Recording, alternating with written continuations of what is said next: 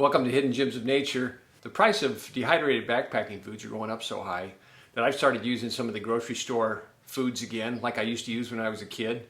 Thought I'd share some of the ideas that I've used over the years and hope that these help you in your backpacking trips. Join us as we look at a few of the different types of backpacking foods you can get right in the grocery store.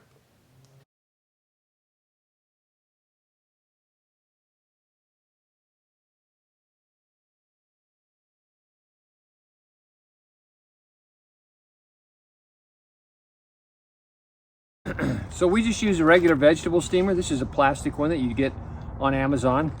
$5-10, and then you drop it in the pot. This is how you bake in the pot. I've baked biscuits, breads, cornbreads, monkey breads, and then you fill it until it's just over the bottom. You want to keep water in there the whole time, or you will melt this vegetable steamer. I've melted a couple myself. You want to keep a close eye on them. When I make cornbread, I literally mix the cornbread in the baking bag. It's just as easy as putting in the cornbread mix, measuring out the water, pouring it in and mixing it. I just use these old, you can see I've had these bags forever. I just use these old Reynolds oven bags. They're too big, but they work just fine. You can kind of make this bread in a tube, or you can lay it flat across the bottom. If you lay it flat, you'll want to cook it a little bit longer. So you can buy any kind of cornbread. I just happen to like the Marie Callender's. I've used it once or twice before, so this is what I use. We just pour it right into the bag. And then to measure the cornbread, I always have a couple of measuring devices when I backpack. I have this MSR spoon, which is foldable and ultralight. This is 1/3 cup and some smaller measurements. These cups are 4, 8, and 12 ounce measurements on them. So I like to use these as well. So we'll use this one. We'll just guess where 6 ounces is, because this recipe calls for 3/4 of a cup.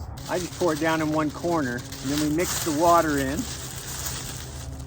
Again, I just have this guesstimated out at about 6 ounces or 3/4 of a cup, and then I mix it in the bag. That saves me dishes. I don't like to do dishes when I camp, so I just take it and mix it around. Just want to make sure that there's no powder bumps in here, so you just stir it around until it's smooth. Once you have the cornbread mix mixed,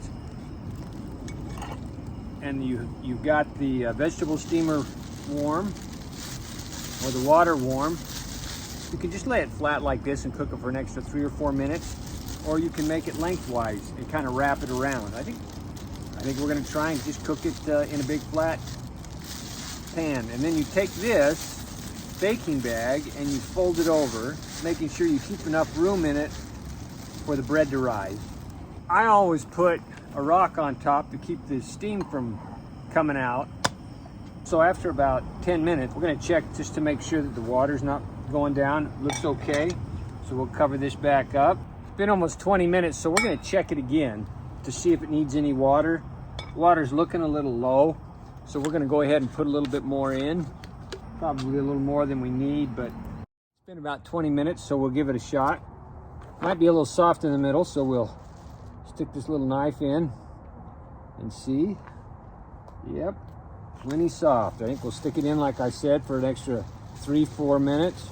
Okay, so we've been in now for about 4 or 5 minutes past the normal time of 28 minutes. We'll see how it looks.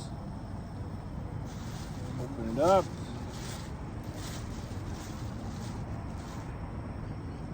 Oh yeah, it's going good. So we'll turn it off and we'll have our bread.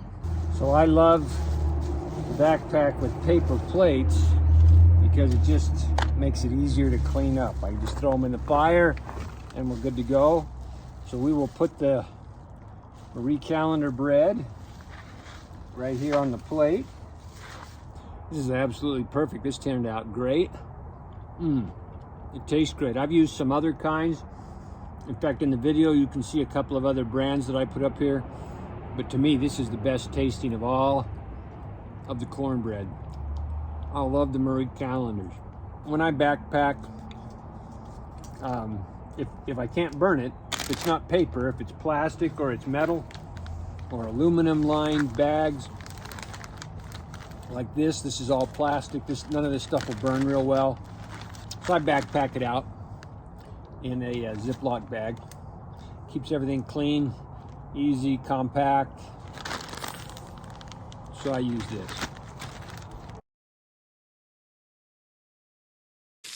I wanted to share the fish dinner for a couple of different reasons. First of all, this fry pan.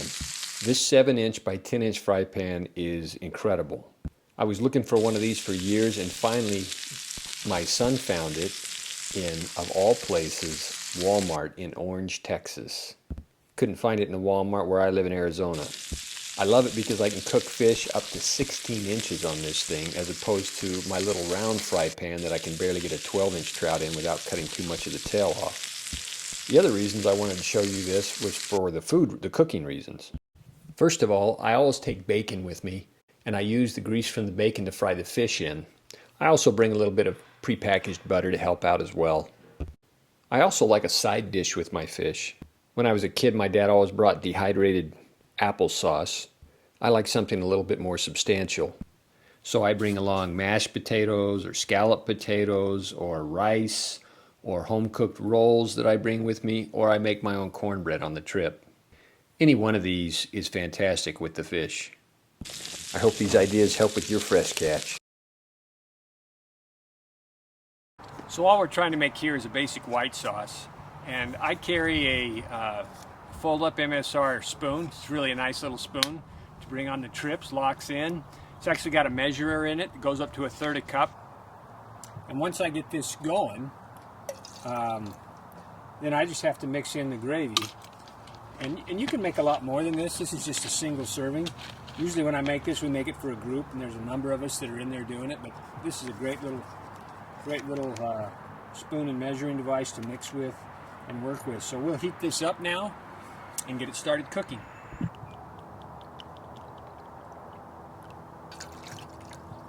As I've mentioned in other videos, I pre-measure all this stuff. In fact, this one I even put the measurements and how much I put in for each one.